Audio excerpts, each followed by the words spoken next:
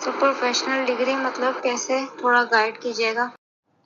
अच्छा देखें, ये जो सवाल है ना, ये बहुत ज़्यादा किया गया है कि प्रोफेशनल डिग्री और एक्सपीरियंस में डिफरेंस क्या है। तो मैं आपको पता चलूं कि काफ़ी कैंडिडेट्स हैं ना, उनको इन चीज़ों का इतना फ़र्क पता नहीं चल रहा।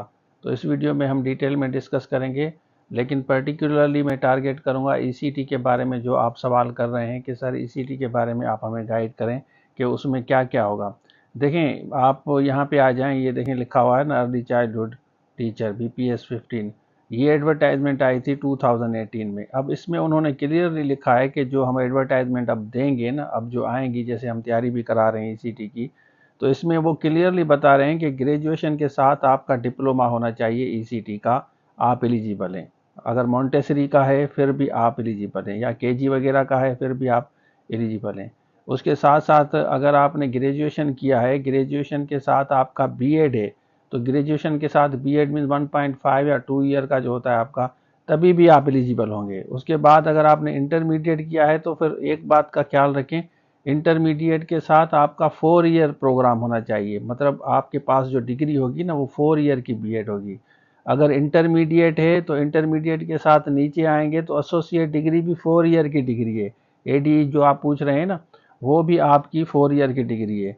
या उसके बाद ग्रेजुएशन के साथ ये कह रहे हैं कि ईसीटी का सर्टिफिकेट आपके पास स्टेटा का हो, तो तभी भी आप एलिजिबल होंगे। ये 2020 में इन्होंने बताया था कि यहाँ तक आपके पास होना चाहिए, क्योंकि ये 2018 में आया था। तो इसके बारे में आपको मेरे ख्याल में थोड़ा सा पता चल गया। अब हम बात करते हैं कि एक्सपीरियंस क्या होता है।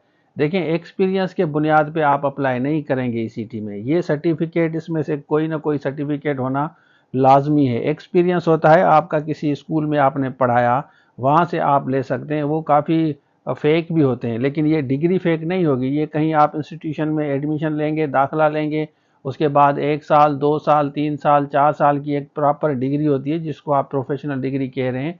तो on the basis of professional degree you will be eligible to apply. अब वैकेंसीज अब आएंगी, इसके बारे में एडवर्टाइजमेंट जो आएगी वो भी आपके साथ में शेयर करूंगा। तो जो सर्टिफिकेट एक्सपीरियंस का होता है ना, वो कहीं से भी ले सकते हैं, लेकिन आप उस पे उसके बेसिस पे एलिजिबल नहीं होंगे। आप एलिजिबल होंगे इन डिग्रीज के बेसिस पे। तो ये कहीं भी यूनिवर्सिटी से आप कर सकते हैं, प्राइवेट इंस्टीट्यूशन से आप कर सकते हैं। वो आपकी चॉइस है कि आप कहाँ से कर रहे हैं। तो अभी आप दाखिला लेंगे तो ज़ाहिर टाइम लगेगा। इस तरह नहीं है ना आपने पैसे दिए और आपको डिग्री मिल गई।